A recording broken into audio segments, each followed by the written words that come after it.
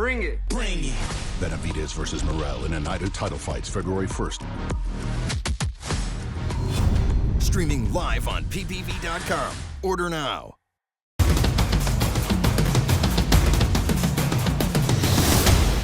It's the mighty Fighthub TV once again with Mr. Luis DeCubas Sr. Louis, I have known you for so many years. I didn't even know that you could talk like that, brother. What happened on the stage with David Benavidez just now? Break it down.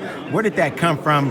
Is there a timeline behind that kind of visceral shout that you did? What's going on? Well, he started in California with his bullying stuff. It's tough shit. I thought that was going to work. That doesn't work with us. We've been around too long. Morrell's been all over the world fighting in foreign countries. Okay, that doesn't work. So when Morrell went to Miami and he wanted to shake Morrell's hand, Morrell's not shaking his hand. Okay, he's not getting bullied around like he tried to do in Los Angeles. Okay, and when that happened, he basically, started the bullshit with the Peds. First, that we're not doing VADA testing. We got tested before he did. We signed in before he did.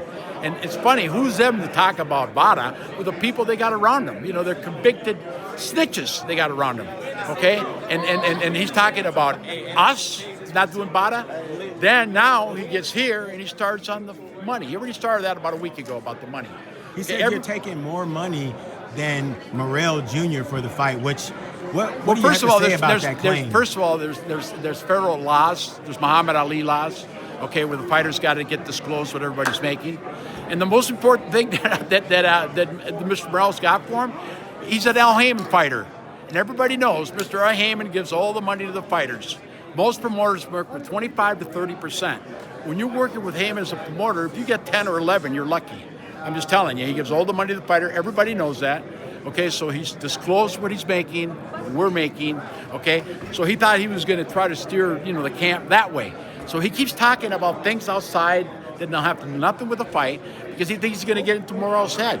Okay, but Morrell's a very smart guy. He knows everything that's going on. Okay, and it shows the fear he's got. I had 24 world champions, including Roberto Duran. I know when a guy's got fear. One thing Hanson Stone taught me is that when a guy talks too much crap and starts talking about things that don't have to do with the fight, it's because they're afraid. Okay?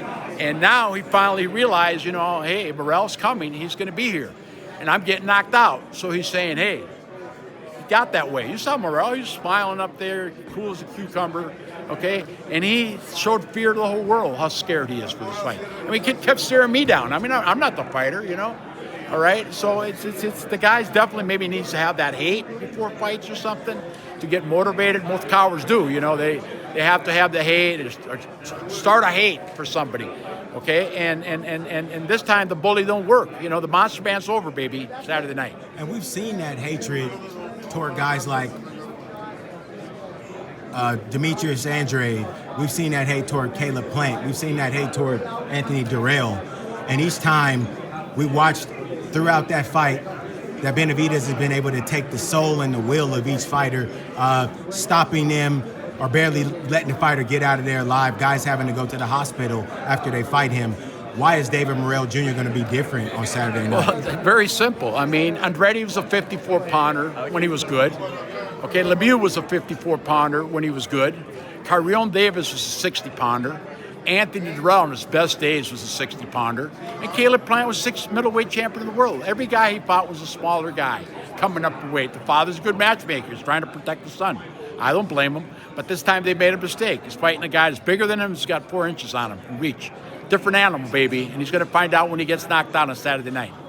And you talked about fear. When we talked to David Benavidez, he echoed the same sentiment, that thinking that the fact that Morrell Jr. wasn't making eye contact during the face-off, kind of jokingly standing there going back and forth with some fans that were in the rear of the area here, saying that was a sign of fear.